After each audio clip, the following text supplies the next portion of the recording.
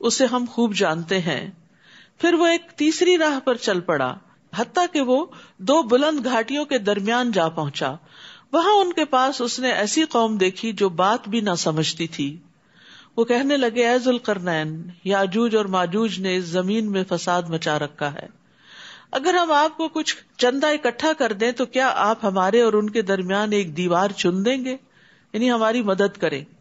ذوالقرنین نے جواب دیا میرے رب نے مجھے جو مالی قوت دے رکھی ہے وہ بہت ہے، یعنی مجھے تمہارے مال کی ضرورت نہیں. منصف بادشاہ تھا نا، تو جو منصف بادشاہ ہوتے ہیں وہ لوگوں کی خیر کا پیغام لے کے جاتے ہیں، نہ کہ وہاں سے کچھ فائدے سمیٹنے جاتے ہیں.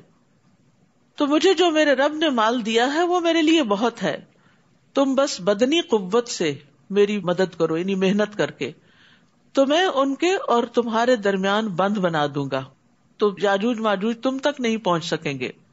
تو اس سے یہ پتہ چلتا ہے کہ ایک عادل بادشاہ جو ہے وہ اپنے رعایا کے حقوق کی حفاظت کرتا ہے، ان کی ضروریات کو پورا کرتا ہے، ان کی سرحدوں کی اصلاح کرتا ہے، اور جس مال کو وہ بیت المال میں جمع کرتا ہے ان کو وہ اچھے کاموں اور اچھے پروجیکٹس میں استعمال کرتا ہے. اور اچھا انتظام کرنے کے لیے بادشاہ پہ 3 شرائط عائد ہوتی ہیں. پہلی بات، اس خزانے میں سے اپنے لیے کچھ خاص نہ کرے، یعنی وہ اس خزانے پہ اپنا ذاتی تصرف نہ کرے اور اس پر یہ نظر نہ رکھے کہ میں اس سے کیا فائدہ اٹھاؤں. دوسرا یہ ہے کہ سب سے پہلے ضرورت مندوں پر خرچ کرنے سے ابتدا کرے اور ان کی مدد کرے، غریب لوگ اور جو محتاج ہیں ان سے آغاز کرے. اور تیسرے، لوگوں کے مرتبوں کے مطابق عطیات دینے میں مساوات سے کام لے، یعنی جو لوگ اس مملکت کے اندر بڑے بڑے کام کر رہے ہوں ان کو جب کوئی سیلری یا کوئی گفٹ یا ان کے اپریسیشن کے لیے کوئی ٹوکن دیا جائے تو پھر سب کے ساتھ مساوات بھی برتی جائے. لیکن جو رعایا کی ضرورت پوری نہ کرے اس کے لیے وعید بھی ہے.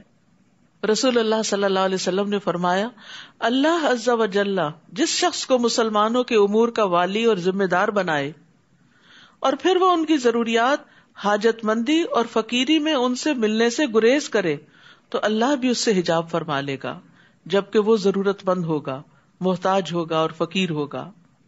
آتونی زبر الحدید، مجھے لوہے کی چادریں لا دو. ذوالقرنین نے جب ان چادروں کو ان دونوں گھاٹیوں کے درمیان برابر کر کے خلا کو پاٹ دیا تو ان سے کہا کہ اب آگ دہکاؤ. حتیٰ کہ جب لوہے کی چادریں آگ کی طرح سرخ ہو گئی تو اس نے کہا اب میرے پاس پگھلا ہوا تانبا لاؤ کہ میں ان چادروں کے درمیان بہا کر پیوست کر دوں، یعنی اس کو بالکل برابر کر دوں. تو اس سے یہ پتہ چلتا ہے کہ ذوالقرنین نے سارا کام اپنے ہاتھ میں نہیں لیا ہوا تھا، بلکہ اس کو ڈیلیگیٹ کیا اور سب کا تعاون بھی حاصل کیا. تو جو لوگ مل جل کر کام کرتے ہیں، کوئی چادریں لا رہا ہے اور کوئی ان کو تپا رہا ہے اور کوئی تانبا پگھلا رہا ہے اور پھر کوئی الٹا رہا ہے، تو اس سے کیا ہوتا ہے، بہت بڑے بڑے کام ہو جاتے ہیں. اور جب ہم اکیلے ہی سب کام کرنے کو چل پڑتے ہیں اور اپنے ہی ہاتھ میں سب کچھ لے لیتے ہیں تو پھر بڑا کام نہیں ہو سکتا.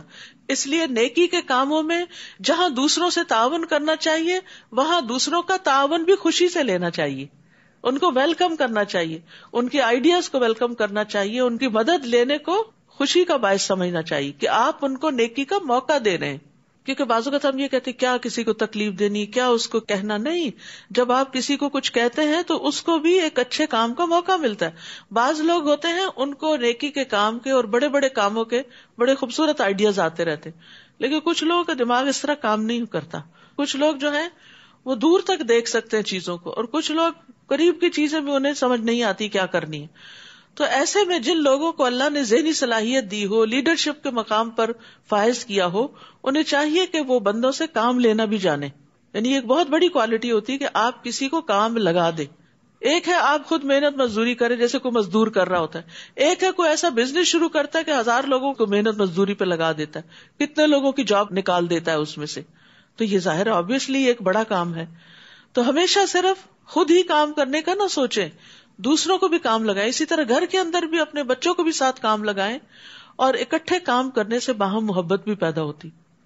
فَمَسْتَطَاعُوا أَن يَظْهَرُوهُ وَمَا اسْتَطَاعُوا لَهُ نَقْبًا.